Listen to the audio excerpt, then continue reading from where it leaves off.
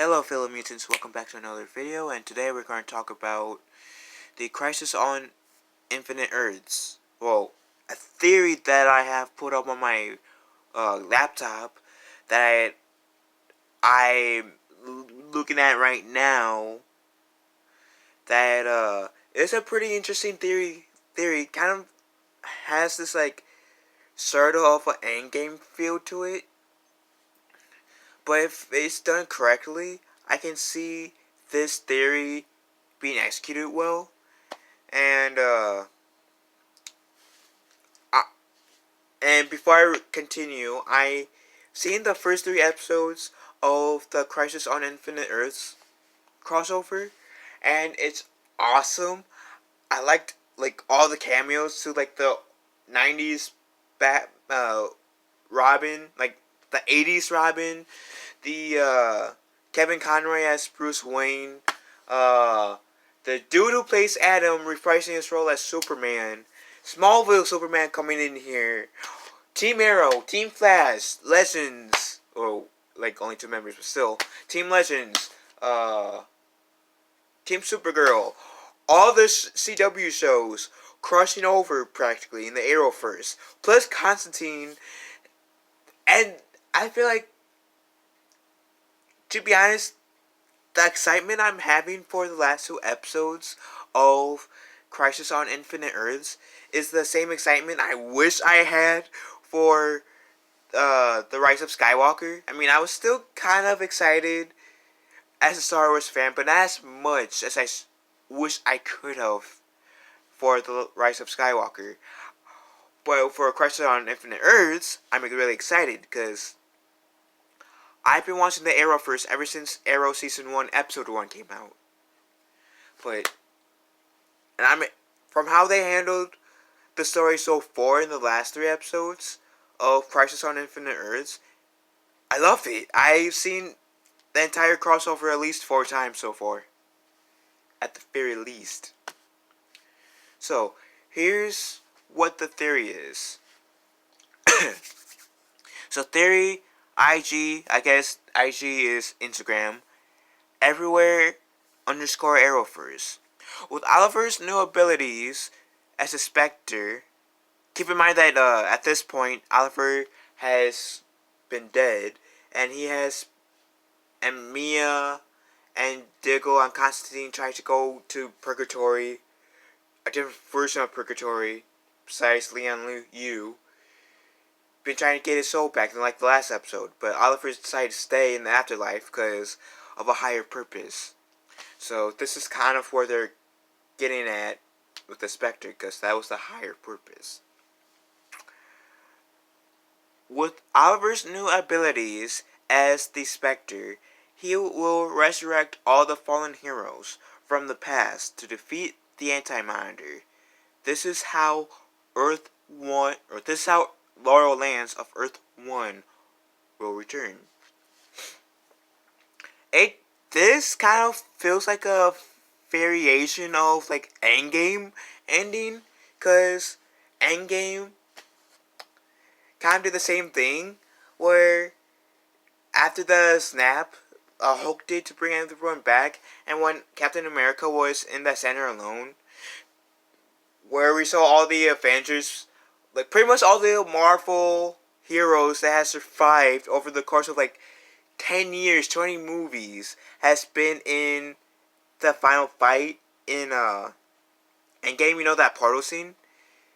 From this, how this looks, this kind of feels the same way too, because keep in mind,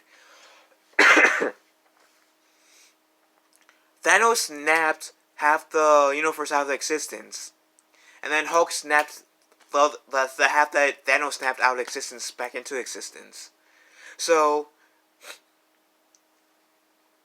this kind of makes it feel like an Endgame reference per se in a theory, and I don't have any issue with that. If it's executed right, this would be beautiful. This would be epic. It would have me nerding out either as much or even more than I was nerding out in the theaters when I saw Endgame with my dad in the final fight, because I was nerding out so much in the final fight of Endgame, because it was like the first time we get to see all the heroes together. Then I had to control myself, say, okay, Phil, you need to stop. You're with your father. Don't want to embarrass him. You need chill. It's so freaking hard though, but you need chill.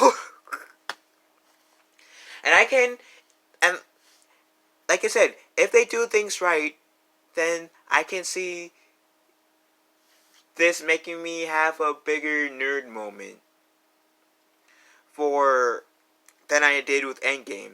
And the Rise of Skywalker kind of had Endgame feel towards the final fight. Didn't really land as well. I hate to say it.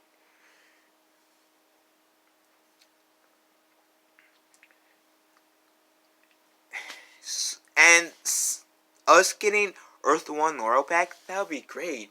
So, why stop at Earth 1 Laurel?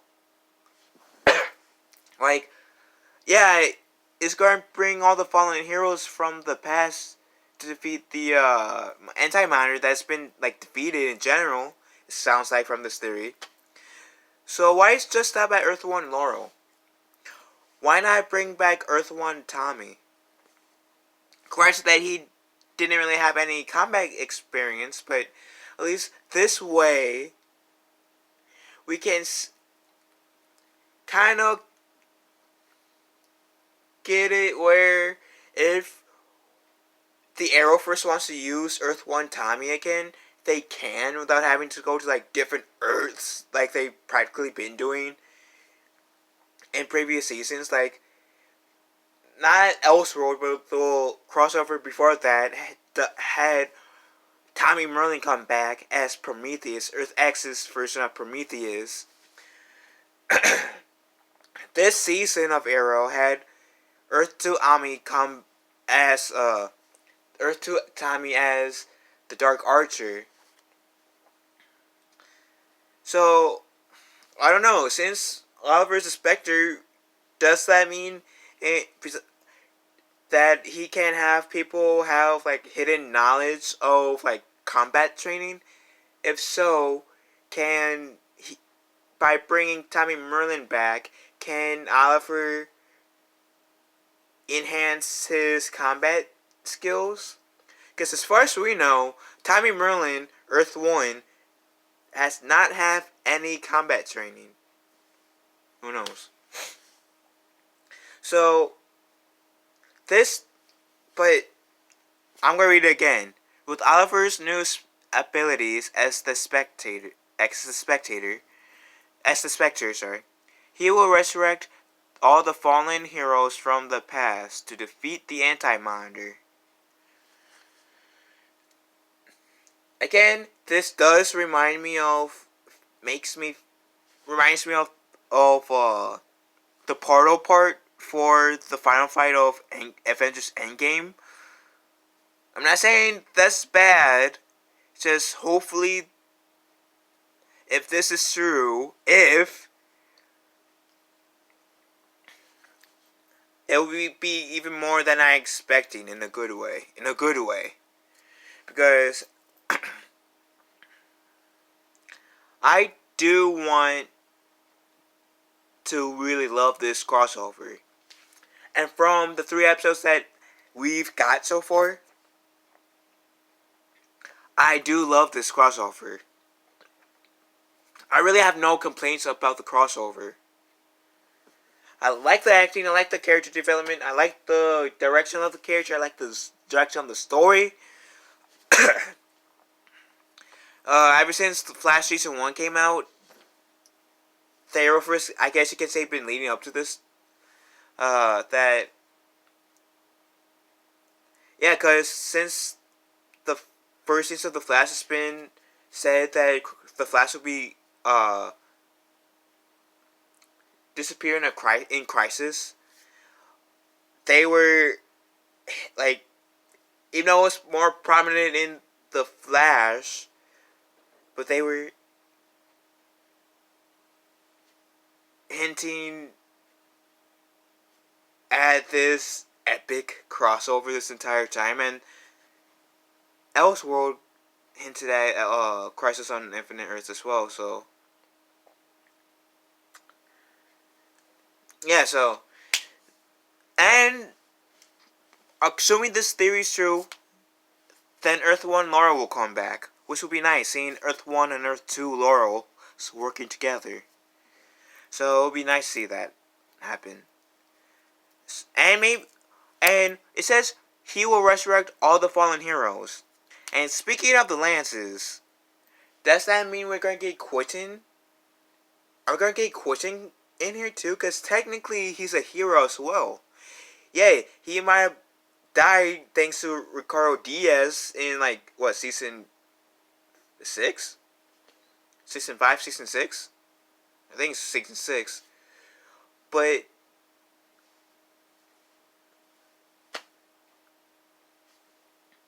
and my one thing though, I want to see Manu Bennett, I think that's his name, come back to be Deathstroke, to be Slade Wilson, fight alongside with the heroes, because I really love this version of Deathstroke as well. The Arrowverse Deathstroke, Slade Wilson. I really love this version. He's not really like a villain, but I wouldn't exactly call him a hero. He's more like, and I wouldn't call him an anti-hero as well. Kind of skaters in between. I don't know. It would be nice to see Slade Wilson come back in this final crossover. But, yeah, I'm excited to see how the Crisis on Infinite Earths ends tomorrow. I'll be tuning in. From everything I've seen so far, in terms of what actually happened, taking theories out, I have every bit of faith that they will end the Crisis on Infinite Earths on a high note. But if we're going to compare this to Endgame, they have a high order to meet if they want to surpass Endgame in terms of the hype and exceeding fans' expectations. Kind of like the final fight towards Endgame. Even though my only critique about Endgame was the forced female power thing, but I already made a video towards that, so you guys don't need to hear me rant about that again. But yeah, so long story short, I'm excited for Crisis on Infinite Earths. If you guys want me to do more videos of me talking about Crisis on Infinite Earths, I will. If this theory is true about Oliver's new abilities as the Spectre, he will resurrect all the fallen heroes from the past to defeat the Anti-Monitor. This is how Laurel Lance of Earth 1 will return. If this is true, this will, like I said before, this feels like Endgame vibes in the Arrowverse. And if this theory comes true, then the execution needs to be on point. Because I'm not saying me or any fans who would purposely do this, but I will most likely unintentionally compare this, the ending, to Endgame. If this is true, if this theory is true. So, yeah. So, what are your guys' theories? Granted, I'm going to say this right now, which I should have put disclaimers before, but doing it now. Disclaimers. This theory was not mine. I was reading off of Facebook, which I said I was reading off of Facebook before, but you know how the internet, people like to mix up your words and stuff. So, in no shape or meaning did I say that this was my theory.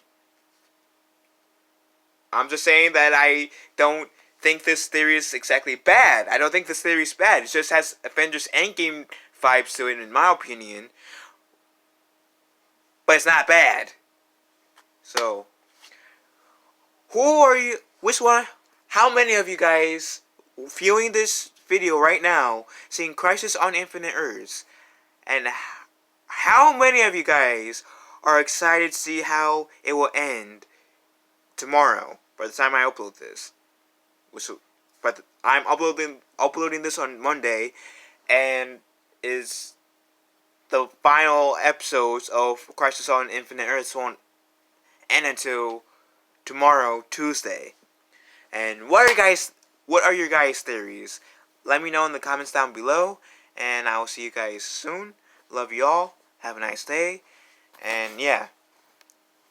And like I said, if you guys want to see me cover more Arrowverse stuff, please let me know in the comment section down below too, because I will, because I'm a huge Arrowverse fan as well.